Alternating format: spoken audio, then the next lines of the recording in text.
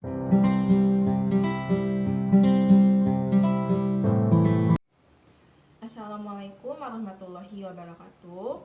Perkenalkan, nama saya Dina Kamila dari kelas 11 IPA 1, absen 15, siswa SMA N31 Jakarta.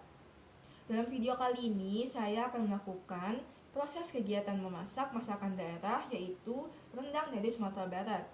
Setelah masakan saya jadi, saya akan menganalisis apakah makanan yang saya masak memenuhi kebutuhan gizi yang diperlukan oleh tubuh manusia dalam kehidupan sehari-hari. Dan saya juga akan menganalisis perkiraan kalori yang dihasilkan oleh satu porsi makanan yang saya masak.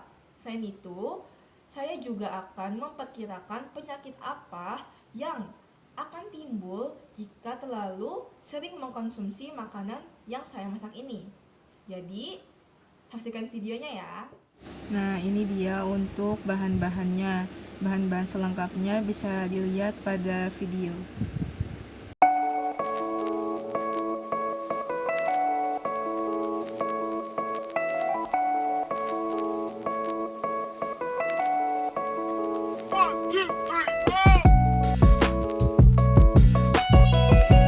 Nah, ini bumbu yang sudah dihaluskan. Anak sipasan.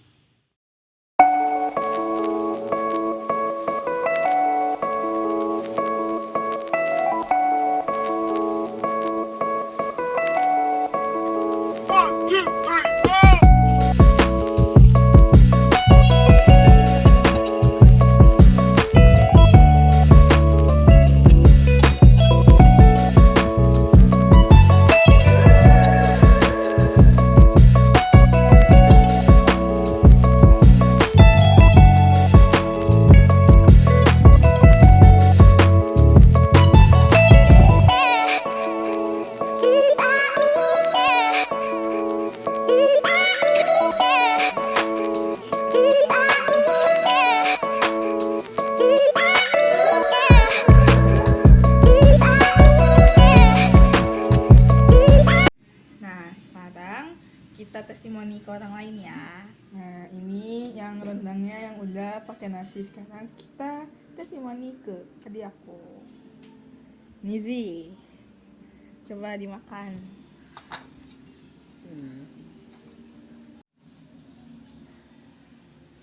Gimana Ji rasa dagingnya Ji? Dagingnya lembek dan pas lah. Coba dicampur nasi dong.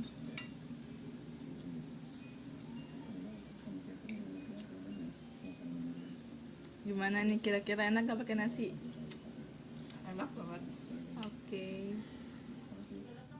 Nah, setelah melihat proses memasak rendang tadi, sekarang saya akan menjelaskan sedikit tentang rendang. Rendang atau biasanya orang Padang menyebutnya randang adalah masakan daging yang berasal dari daerah Minangkabau atau Sumatera Barat. Masakan ini merupakan masakan asli Indonesia. Masakan ini dihasilkan dari proses memasak suhu rendah dalam waktu lama menggunakan aneka rempah-rempah dan santan. Rendang juga menggunakan bumbu-bumbu alami karena dapat bersifat sebagai antiseptik dan dapat membunuh bakteri patogen sehingga dapat dijadikan sebagai bahan pengawet alami. Maka dari itu, tidak heran jika rendang dapat bertahan 1 minggu hingga 4 minggu karena mengandung banyak sekali jenis bumbu rempah.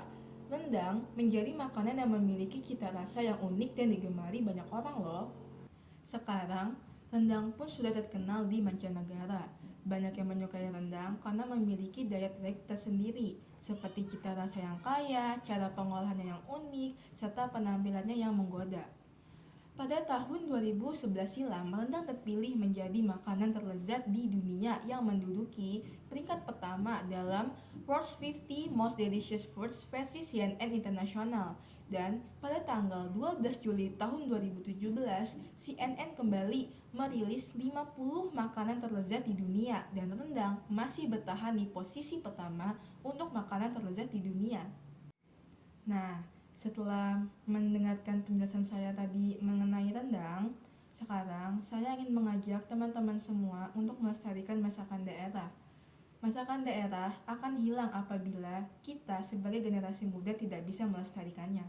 Maka dari itu, Marilah kita sama-sama melestarikan masakan daerah hingga sampai ke anak cucu kita nanti, dan tetap mempertahankan masakan daerah sebagai masakan asli Indonesia dan jangan sampai diambil oleh negara lain. Berikut biaya pengeluaran, perkiraan harga jual per porsi dan persentase keuntungan. Untuk pengeluaran total keseluruhan 90.000, untuk harga jual per porsi 1 potong daging kira-kira 10.000, dan untuk persentase keuntungan kita mendapat untung 66%. Nah, sekarang kita akan menganalisis kandungan zat yang terdapat dalam rendang. Yang pertama, ada protein. Rendang dibuat dari daging sapi yang termasuk sumber protein hewani lemak sedang. Teman-teman tahu tidak, sepotong daging rendang bisa mengandung kurang lebih 7 gram protein yang sangat penting buat pertumbuhan dan pergantian sel tubuh yang rusak loh. Jadi, rendang bermanfaat apalagi buat anak-anak yang sedang dalam masa pertumbuhan atau buat teman-teman yang ingin membesarkan otot. Kedua, asam lemak. Santan yang ada pada rendang mengandung asam lemak yang didominasi oleh asam lemak rantai pendek dan menengah. Asam lemak jenis ini cenderung digunakan sebagai sumber energi daripada disimpan di bawah kulit, alias bisa membuat gendut atau bahkan obesitas. Ketiga, vitamin dan mineral. Ternyata dalam 100 gram rendang terdapat 474 mg kalsium, 211 mg fosfor, 14,9 mg zat besi, 0,12 mg vitamin B1 dan zat gizi lain yang berperan penting loh buat mengoptimalkan fungsi tubuh kita.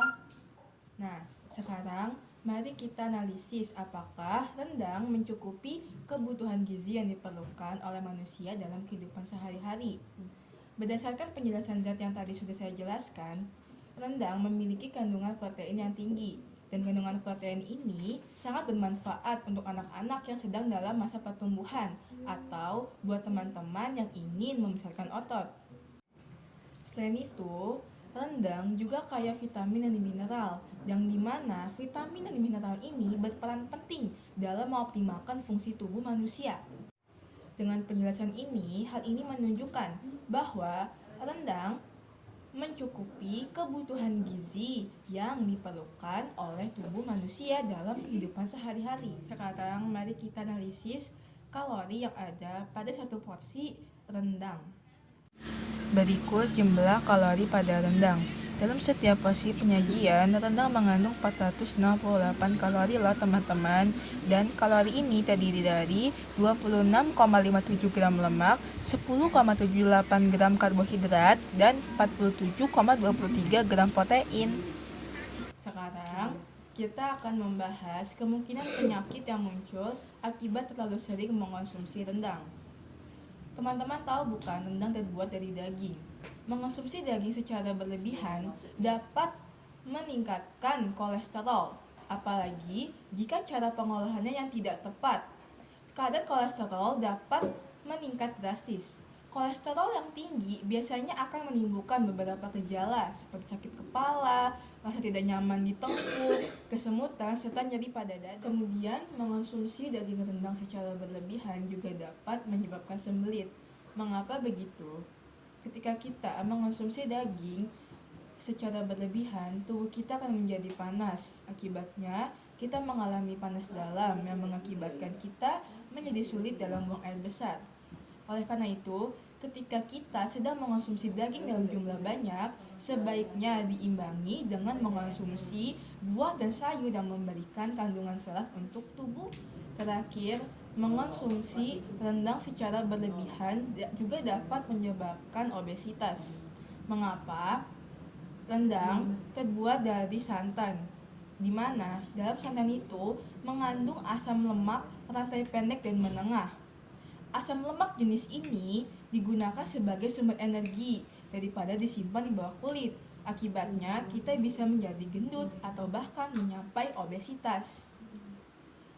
Mungkin cukup sekian video yang saya sampaikan. Kurang lebihnya mohon maaf. Terima kasih yang sudah menonton. Wassalamualaikum warahmatullahi wabarakatuh.